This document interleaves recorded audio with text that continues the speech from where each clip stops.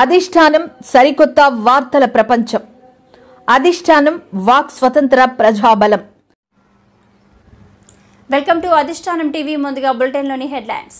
గత 33 నెలలుగా ఓనర్స్ అయినా మాకు ఎటువంటి అద్దె ఇవ్వకపోవడంతో ఆందోళన. పింఛన్లపై తప్పుడు ప్రచారం సిగ్గుచేటు. ప్రజలు 11 సీట్లకు పరిమితం చేసిన వైసీపీ తీరు మారలేదు. ఏపీ సీఎం చంద్రబాబు రాష్ట్ర విభజన సమస్యలపై చర్చించడానికి లేఖ రాయడం సంతోషకరం. వాలంటీర్ల కంటే పారిశుద్ధ్య కార్మికులు బెటర్ అన్న జగ్గంపేట టీడీపీ ఎమ్మెల్యే. దార్శిని తండ్రి రామచంద్ర ప్రసాద్ ని చంపిన మణికంఠ అంశంలో ప్రభుత్వం ఎందుకు స్పందించడం లేదు వైసీపీ నేత. సమస్యల పరిష్కారానికే ప్రజా దర్బార్ ఎమ్మెల్యే కొండ్రు మురళీమోహన్. తెలుగుదేశం మేనిఫెస్టోను పూర్తి స్థాయిలో నర్సీపట్నం నియోజకవర్గం ప్రజలకు అమలు చేయాలి వైసీపీ మాజీ ఎమ్మెల్యే. విశాఖలో గత వైసీపీ ప్రభుత్వంపై విమర్శలు చేసిన హోంమంత్రి అనిత. సమస్యల పరిష్కారానికే ప్రజా దర్బార్ ఎమ్మెల్యే కొండ్రు మురళీమోహన్. సమస్యల పరిష్కారానికే ప్రజా దర్బార్ ఎమ్మెల్యే కొండ్రు మురళీమోహన్. రాజాం నియోజకవర్గం వంగర మండలం ఎంపీడీఓ కార్యాలయంలో మంగళవారం ప్రజా దర్బార్ కార్యక్రమాన్ని ప్రారంభించిన ఎమ్మెల్యే కొండ్రు మండలంలోని ప్రజలు ఇబ్బంది పడుతున్న సమస్యల పరిష్కారంకై ఏర్పాటు చేసిన ప్రజా దర్బార్ కార్యక్రమాన్ని వినియోగించుకోవాలంటున్న ఎమ్మెల్యే కొండ్రు మురళీమోహన్ మాటల్లో. ప్రభుత్వం ఏం చెప్తే చేయాలనే కార్యక్రమం పెట్టుకోవడం జరిగింది. ఈ నియోజకవర్గంలో 2009 నుంచి 14 ఎమ్మెల్యేగా మినిస్టర్గా చేయడం జరిగింది. ఇక్కడ చాలా ఎక్కువగానే అభివృద్ధి కార్యక్రమం చేశాం. అందుకే ప్రజలు చాలా ఎక్కువ ఎక్స్పెక్టేషన్స్ లో ఉన్నారు.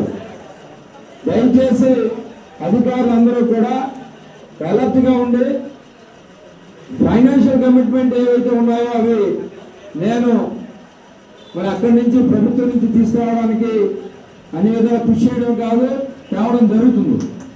కానీ అధికారులుగా మీరు అలర్ట్ గా ఉండి పనిచేయాలి, బాధ్యతగా పనిచేయాలి. టైంకి వచ్చి టైం ఎండింగ్ అయినంత వరకు ఉండడం, ప్రజలు అడిగేదానికి సావధానంగా సమాధానం చెప్పడం, విసుక్కునే కార్యక్రమం కొంచెం మనం తగ్గిద్దాం. అకౌంటబిలిటీ మనం ఏం చేస్తున్నాం అనేది మనం ఏపికి తెచ్చుకోవాలి. మనం ఒక ఉద్యోగం, నేను కూడా ఒక ఉద్యోగస్తున్న కొడుకునే, మా ఫాదరు మరి ఒక గుమస్తాగా మొదలుపెట్టారు ఆ జీవితాన్ని. అందుకోసం నాకు ఉద్యోగస్తులు ఏ విధంగా ఉంటారో, ఏ విధంగా వారి బాధలు ఉంటాయి, ఏ విధంగా వారు ప్రవర్తిస్తారనేది నాకు తెలుసు. కనుక నేనేదో అంటే మేము ఉద్యోగస్తులకి ఏదో ఇబ్బంది పెట్టాలనే కార్యక్రమం కాదు, అకౌంటబుల్గా ఉండాలి. మన పని మనం చేయాలి. ప్రజలకి మన వరకు మనం ఎంతవరకు చేతనైతే అంతవరకు చేయాలి. మీరు చేయలేని పరిస్థితి ఉంటే పై అధికారులు కానీ నా వరకు, లేకపోతే సంబంధించిన ఎవరైతే ఎంఆర్ఓ ఆఫీస్కి ఎండిఎస్ ఆఫీస్కి వస్తారో వారిని ఖచ్చితంగా ఏముంటాయో ఆ ప్రాబ్లమ్స్ తీసుకోండి, చేయగలని తీసుకోండి. అలాగే పోలీస్ కూడా చాలా ఇంపార్టెంట్. పోలీస్ కూడా మరి ఇక్కడ మన సిఐ గారు ఉన్నారు, ఎస్ఐ, మిగతా వాళ్ళందరూ కూడా కొంచెం తీసుకొని ఏదైనా అభ్యర్థులు వస్తే తీసుకోండి, మ్యాక్సిమం సాల్వ్ చేయడానికి ప్రయత్నం చేయండి. దయచేసి మీరు ఎంత చక్కగా పనిచేస్తే ప్రభుత్వానికి అంత పేరు వస్తుంది. ఎమ్మెల్యేలు లేకపోతే ఇక్కడున్న ఎంపీపీ, జెడ్పీటీసీలు, ప్రజాప్రతినిధులు కన్నా మేము మాకు ఇబ్బంది అనిపిస్తారు, కానీ ఎగ్జిబిషన్ అంతా మీరే చేయాలి. కాబట్టి దయచేసి ఈ మండలం మన జిల్లాలోనే నెంబర్ 1 మండలం అవ్వడానికి మీరు ప్రయత్నం చేయాలని సందర్భంగా అందరికీ తెలియజేసుకుంటూ, మీరందరూ కూడా మరి ప్రజా అభిష్టం మేరకు, ప్రభుత్వ అభిష్టం మేరకు అకౌంటబుల్గా పనిచేస్తారని కోరుకుంటూ మీ అందరికీ సెలవు తీసుకుంటాం. Boyipalem Rohini education private limited SR education academy వారు మా బిల్డింగ్ని అద్దెకి తీసుకొని 2021 నుంచి సంస్థను నడిపిస్తూ కొంతకాలం మాకు అద్దె ఇచ్చి గత 33 నెలలుగా ఓనర్స్ అయిన మాకు ఎటువంటి అద్దె ఇవ్వకపోవడంతో ఆందోళన. ఇప్పుడు మేము ఎస్ఆర్ కాలేజీ అన్న ఒక మేనేజ్మెంట్, యాక్చువల్గా మేము ఇచ్చింది ఎస్ఆర్ కాలేజీ కాదు, రోహిణి ఎడ్యూ సర్వీసెస్ అని ఒక అనుభవతుల సంతోష్ రెడ్డి గారు, వాళ్ళ మిస్సెస్ సుమారెడ్డి గారు మేనేజింగ్ డైరెక్టర్. వాళ్ళైతే యాక్చువల్గా ఈ రోజు వరకు నాకు రాలా, మమ్మల్ని ఈ రోజు వరకు కలవాలి ఎప్పుడు కూడా. వాళ్ళు మాకు ఓన్లీ అడ్వాన్స్ పంపించారు. అడ్వాన్స్ పంపించి మా తరపు నుంచి ఒక మనిషి వచ్చి అగ్రిమెంట్ చేసుకుంటారు, అగ్రిమెంట్ చేసుకోండి అని చెప్పేసి మాకు అగ్రిమెంట్ చేసుకున్నాం. ఇద్దరం కూడా అగ్రిమెంట్ చేసుకున్నాక మేము కన్స్ట్రక్టర్ అవుతున్న బిల్డింగ్లోకి వాళ్ళు దిగారు. రెడీ అయిపోయిన బిల్డింగ్ అయితే కాదు మాది, అది 2001లో మేము ఏప్రిల్లో వాళ్ళకి అగ్రిమెంట్ చేసాము. సెప్టెంబర్ నెలలో వాళ్ళకి 36 ఎస్ఎఫ్టీ మేము హ్యాండ్ ఓవర్ చేసాము. తర్వాత మళ్ళీ మేము 2022లో 77,000 ఎస్ఎఫ్టీ వరకు వాళ్ళకి హ్యాండ్ ఓవర్ చేసాము. రెండు కలిపి 77,000 ఎస్ఎఫ్టీ తీసుకున్న తర్వాత వాళ్ళు మనకు ఒక రిసీవ్డ్ మేము ఎంత బిల్డింగ్ మీ దగ్గర నుంచి తీసుకుంటున్నాము, హ్యాండ్ ఓవర్ చేసుకుంటున్నామని హ్యాండ్ ఓవర్ పొజిషన్ కూడా మనకు రాసి ఇచ్చారు. ఇచ్చిన తర్వాత అగ్రిమెంట్లో ఉన్న ప్రకారం ఎటువంటి రోజు కూడా ఏ ఒక్క రోజు కూడా రెంటల్స్ పే చేయలేదు. ఎన్నిసార్లు అడుగుతున్నా సరే మీ బిల్డింగ్లో ఉన్న కంప్లైంట్స్ పెండింగ్లు అవి ఇవి అని చూపిస్తున్నారు తప్పితే ఒకసారి కూడా రెంట్ గురించి కానీ రెంట్ గురించి ప్రస్తావన కానీ మేనేజ్మెంట్ చూసుకుంటుంది, కావాలంటే ఓనర్స్ చూసుకుంటారు. కానీ ఆ ఓనర్స్ ఫోన్ నెంబర్ మా దగ్గర ఇవ్వలేదు. మేము ఎన్నోసార్లు అడిగాం వాళ్ళకి, మీ ఎవరైతే మా దగ్గర రెంట్కి తీసుకున్నారో వాళ్ళ తాలూకు అడ్రస్ అని కానీ ఓనర్స్ వాళ్ళ ఫోన్ నెంబర్లు కానీ వాళ్ళ ఈమెయిల్ ఐడీలు కానీ మాకు కావాలని ఇక్కడ ఉన్న లోకల్ ఇన్ఛార్జ్ని చాలాసార్లు అడిగాము. ఫోన్ ద్వారా అడిగాము, డైరెక్ట్గా అడిగాము, మెయిల్ ద్వారా అడిగాము. బట్ ఎటువంటి రెస్పాన్స్ తీసుకోలేదు ఈ రోజు వరకు కూడాను. 3 నెలల క్రితం కూడా మెయిల్ పెట్టాము మీ ఓనర్స్కి మేము చెప్పాలని. ఆఖరికి తప్పనిసరి పరిస్థితుల్లో వాళ్ళకి మా తరపు నుంచి ఒక నోటీస్ పే చేసాం, నోటీస్ పంపించాం. నా సొంతంగా ఓన్గా మాకు అంచనాలు రావట్లేదు మీ దగ్గర నుంచి, మేము బ్యాంకర్స్ కట్టాలి, బ్యాంకర్స్ వచ్చి మాకు సీజ్ చేస్తాను నోటీసులు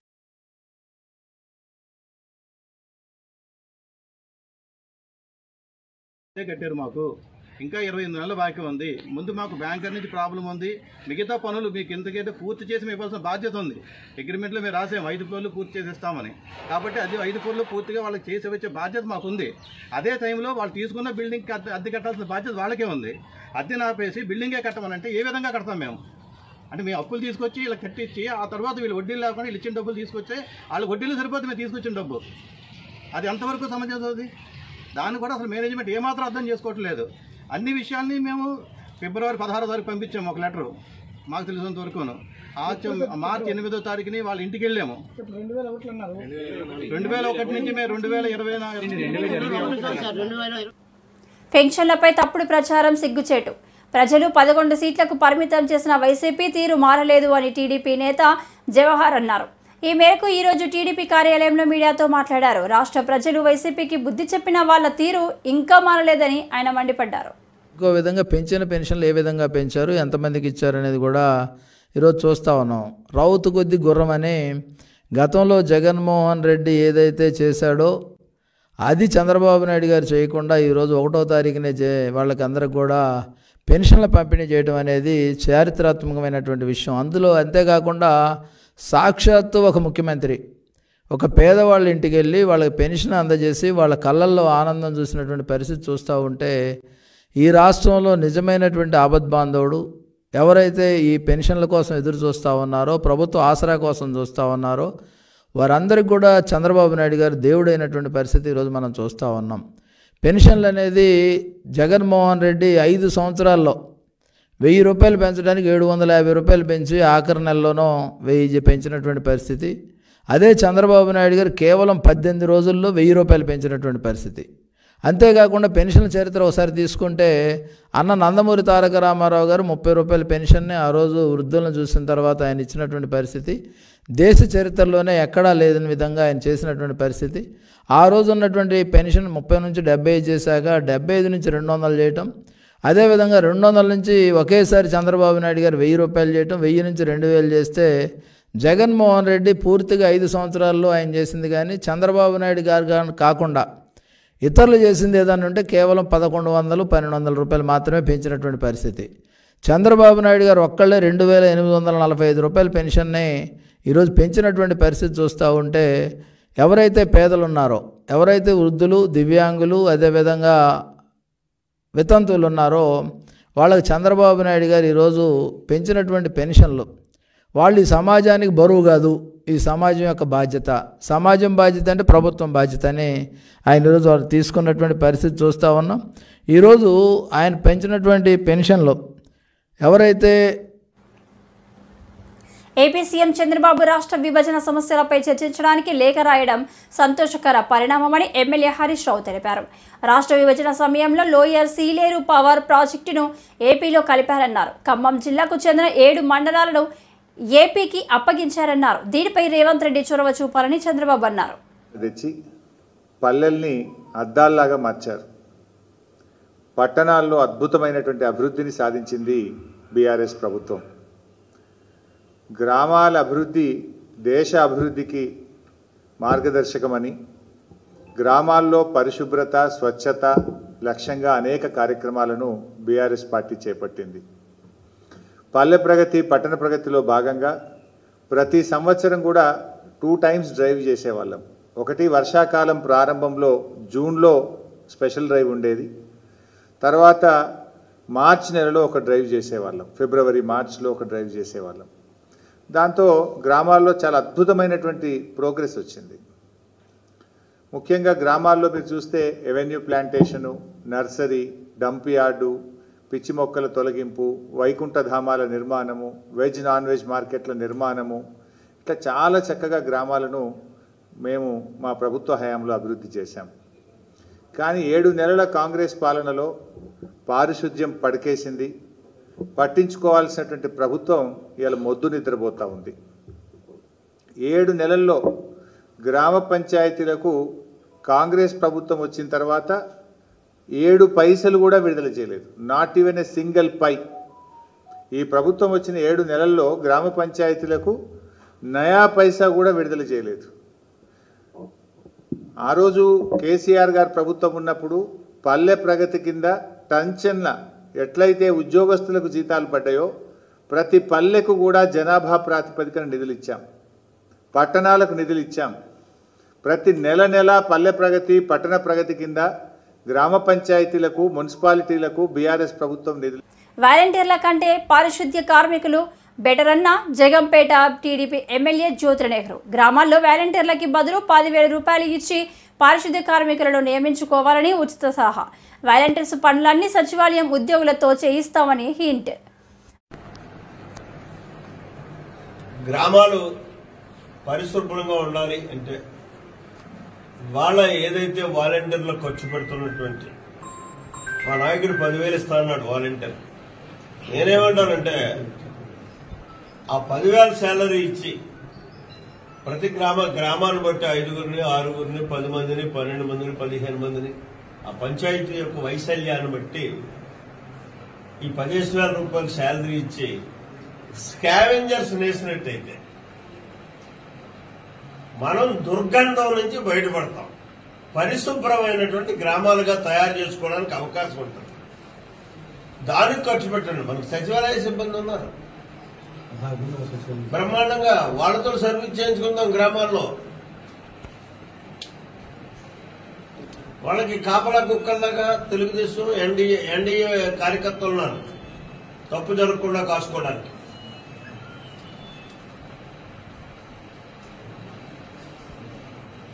ఇది నా పర్సనల్ అభిప్రాయం. రేపు మా లెజిస్లేటివ్ పార్టీ మీటింగ్ లో కానీ శాసనసభలో అయినా సరే ఇది నేను చెప్పదలుచుకున్నాను, అడగదలుచుకున్నాను, ఒత్తిడి తేదలుచుకున్నాను. ఎందుకంటే మనం ప్రభుత్వ ప్రజాధనాన్ని ఎక్కడి నుంచి వస్తుంది? ప్రజల నుంచి మనం కలెక్ట్ చేస్తే రెవెన్యూ కలెక్షన్ ద్వారా వచ్చేటువంటి డబ్బు దాన్ని దుర్వినియోగం చేయకుండా మన స్వార్థం కోసం చేసుకోకుండా. మాకైతే ఆ కర్మ లేదు. వైఎస్ఆర్ కాంగ్రెస్ పార్టీ లాగా వాలంటీర్ల కార్యకర్తలుగా వాడుకోవాల్సినటువంటి పని లేదు. నిస్వార్థంగా 45 సంవత్సరాలు బట్టి పనిచేస్తున్నటువంటి కార్యకర్తలు ఉన్నారు, నాయకులు ఉన్నారు తెలుగుదేశం పార్టీ.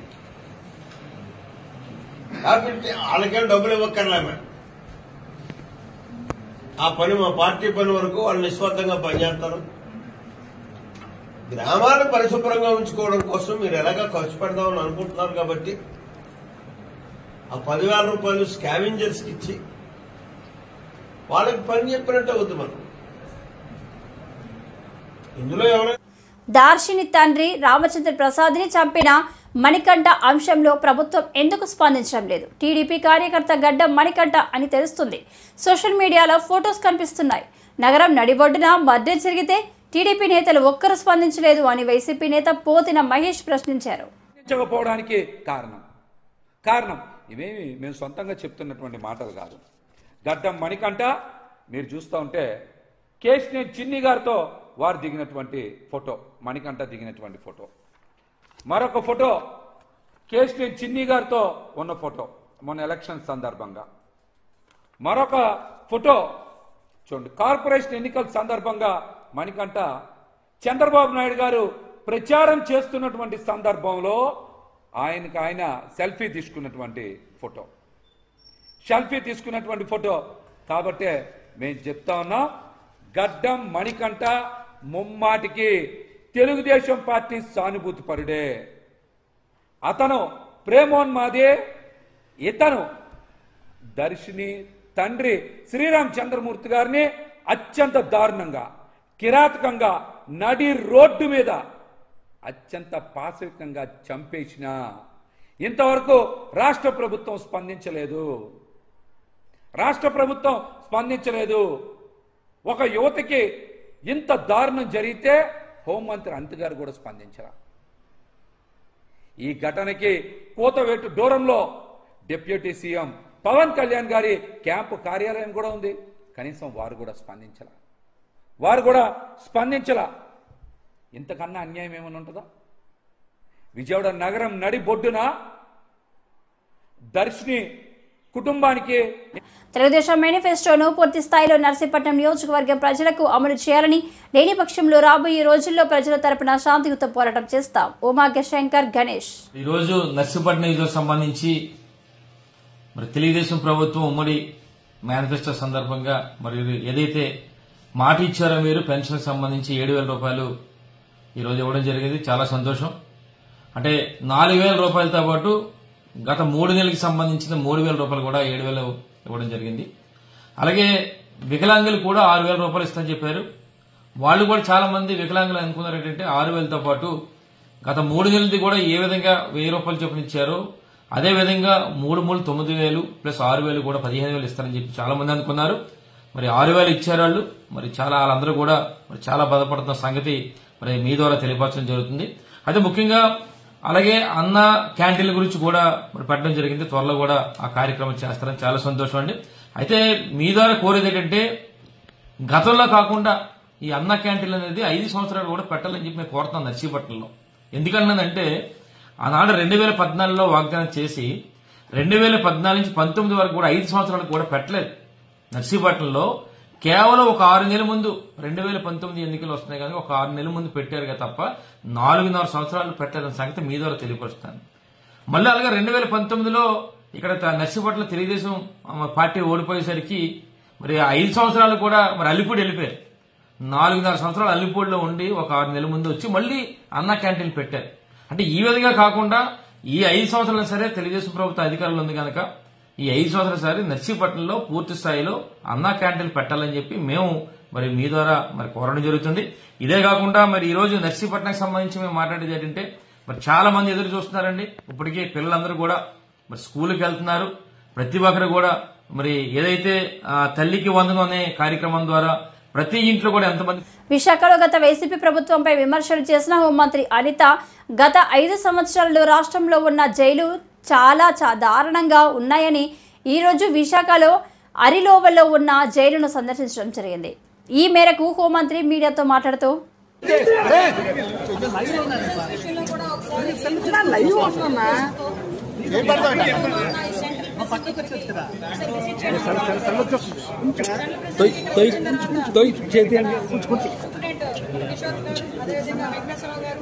స్టాఫ్ మొత్తం ఇక్కడ లోపలికి తీసుకెళ్ళి ఈచ్ అండ్ ఎవ్రీథింగ్ క్లియర్ గా చూపిస్తుంది. విషయం ఏంటంటే ఈ 5 సంవత్సరాల కాలంలో గత 5 సంవత్సరాల కాలంలో వ్యవస్థలన్నీ భ్రష్టు పట్టిపోయినాయని మాట్లాడే వాళ్ళు మాట్లాడితే అది రాజకీయంగా భావిస్తారు. కానీ ఇక్కడికి వచ్చిన తర్వాత మేము పర్సనల్ గా కొన్ని సిచ్యువేషన్స్ చూస్తే ఇప్పటికీ కూడా పనిచేయాల్సిన పోలీస్ అన్నలకి కూడా కనీసం వసతులు లేని పరిస్థితులు కనిపించింది. నేను లోపలికి వచ్చిన తర్వాత అడిగాను, స్టాఫ్ క్వార్టర్స్ కూడా ఇక్కడే ఉందండి అన్నారు. యాక్చువల్గా స్టాఫ్ క్వార్టర్స్ కూడా 20 సంవత్సరాలు అయిపోయింది, మినిమం మెయింటెనెన్స్ లేకుండా ఉంది. అతి ముఖ్యమైన విషయం ఏంటంటే దీని కెపాసిటీ ఇంచుమించుగా 800 కెపాసిటీ. లోపల ప్రిజన్స్ లో ఉన్న ఖైదీలు ఎవరైతే ఉన్నారో వాళ్ళు 800 మంది వరకు ఉండొచ్చు. కానీ పెరిగిన నేరాల దృష్ట్యా అనుకోవాలో లేకపోతే వాళ్ళకి మేము ఏం జరిగినా 2,000 మందికి పైగా ఈరోజు జైల్లోని అక్కడ ఉండడం పరిస్థితి. లోపలికి వెళ్ళి చూస్తే హృదయకరమైన సంఘటనలు ఉన్నారు కదా. చిన్న చిన్న పిల్లలు 17 సంవత్సరాలు 18 సంవత్సరాలు 20 సంవత్సరాల పిల్లలు గంజాయి కేసుల్లో వాళ్ళందరూ కూడా ఈరోజు ట్రయల్స్ నడిచి రిమాండ్ ఖైదీలుగా ఉన్నారు. ఒక్కొక్కరు 7 నెలలు 11 నెలలు. వాళ్ళతో నేను మాట్లాడితే ఏం చేసావయ్యా, ఎందుకు తీసుకొచ్చారని అడిగితే 10,000 రూపాయలకి నాకు ఇస్తానన్నారమ్మా, నాకు ఈ ప్యాకెట్ తీసుకెళ్ళిమ్మన్నారు, సో నేను ఇచ్చాను, నేను అరెస్ట్ చేయాలి. అంటే విషయం ఏంటంటే చాలా మంది గిరిజనులు ఈరోజు ఇబ్బందులు పడే పరిస్థితి కనిపిస్తున్నారు. నేను గాంజా మీద దృష్టి పెట్టిన తర్వాత ఎస్పెషల్ అసలు ఏం జరుగుతుంది లోపల తెలుసుకుందాం అనే ఉద్దేశంతోనే నేను వెళ్ళడం జరిగింది. అక్కడికి వెళ్ళిన తర్వాత చాలా ఆశ్చర్యకరమైన సంఘటనలు ఏంటంటే ఈ 5,000 రూపాయలకి 10,000 రూపాయలకి వాళ్ళకి భూములు అంటే వాళ్ళకి గడవక చేసే పనులకి అది నేను కరెక్ట్ అని చెప్పట్లేదు, అది కూడా తప్పే. కానీ ఎవరైతే మెయిన్ వెండర్స్ ఉన్నారో వాళ్ళేమో బయట దర్జాగా తిరుగుతున్నారు. ఇలా పూట గడవక చేసిన వాళ్ళందరూ కూడా జైల్లో మగ్గిపోతున్నారు. సో ఇటువంటి సిచ్యువేషన్స్ ఒకటి మనం చూసాం. At the same time department వాళ్ళ దగ్గర నుంచి కూడా ఇక్కడ చాలా మందికి అక్కడ మంచి హాస్పిటల్కి సంబంధించి ఒక మంచి ఫెసిలిటేట్గా ఒక టెస్టింగ్ టూల్ కూడా ఒకటి వీళ్ళు సిఎస్ఆర్ ఫండింగ్లో తీసుకుని ఖైదీలందరికీ కూడా ల్యాబ్ టెస్ట్లు ఏదైతే ఉన్నాయో అవన్నీ కొంచెం దగ్గర 76 టెస్టులు చేయడానికి వాళ్ళందరికీ కూడా అది కూడా ఈరోజు నా చేతుల మీదుగా కూడా ఓపెన్ చేయించారు. Very good side. నేను కూడా ఏం చెప్పామంటే ఎస్పెషల్లీ రూల్ బుక్ లో కూడా ఉంటుంది మనకి డీఅడిక్షన్ సెంటర్స్ అనేవి ఏదైతే ఉన్నాయో ఈ డీఅడిక్షన్ సెంటర్స్ మనం బయట ఉన్న వాళ్ళకి డీఅడిక్షన్ సెంటర్స్ మనకి కేజీహెచ్ లో కానీ మన మెంటల్ హాస్పిటల్లో కానీ ఎక్కడైనా మనం ఉండడం చూసాం. కానీ ఇక్కడ హాస్పిటల్ ఫెసిలిటీ ఉంది. ఇక్కడ కనుక మనకు ఒక 20 బెడ్డో 30 బెడ్డో కనుక ఇన్ పేషెంట్ల కింద ఇక్కడే ఇచ్చి హాస్పిటల్లో డాక్టర్స్ని కనుక కంపల్సరీ ప్రొవైడ్ చేస్తే లోపల చాలా మంది గంజాయికి అడిక్ట్ అయిపోయి ఆ గంజాయి ఎక్కడి నుంచి వస్తుందో వాళ్ళు ఎదురు చూడటం, కొంతమంది ఈ బిజినెస్ దగ్గరికి వచ్చినప్పుడు ఆ గంజాయి ప్యాకెట్స్ వేసేరటం, కొంతమంది ఏమో బాల్ దగ్గర నుంచి వేసేరటం, అంటే రకరకాల విన్యాసాలు చేస్తుంటారు. అలాంటివన్నీ అరికట్టాలి అనుకుంటే లోపలే ఒక ఎడిక్షన్ సెంటర్ డీఅడిక్షన్ సెంటర్ అన్నది డెఫినెట్గా మనం రన్ చేసుకుంటే బాగుంటుందని ప్రతిపాదన కూడా ఉంది. దీన్ని కూడా మనం ఒకసారి లీగల్గా అడ్వైస్ తీసుకొని అది ఎలా చేస్తే బాగుంటుందని దాని మీద కూడా దృష్టి పెట్టడం జరుగుతుంది. అది కూడా జరిగింది. ఎస్పెషల్లీ జైలు శాఖ సిబ్బంది కూడా చాలా మంది వాళ్ళ తాలూకా ఇబ్బందులు కూడా చెప్తున్నారు. ఏదైతే రెగ్యులర్ పోలీస్ డిపార్ట్మెంట్ ఈక్వల్గా మమ్మల్ని చూడాలి, రెగ్యులర్ పోలీస్ డిపార్ట్మెంట్ వాళ్ళకి ఈఎల్స్ కూడా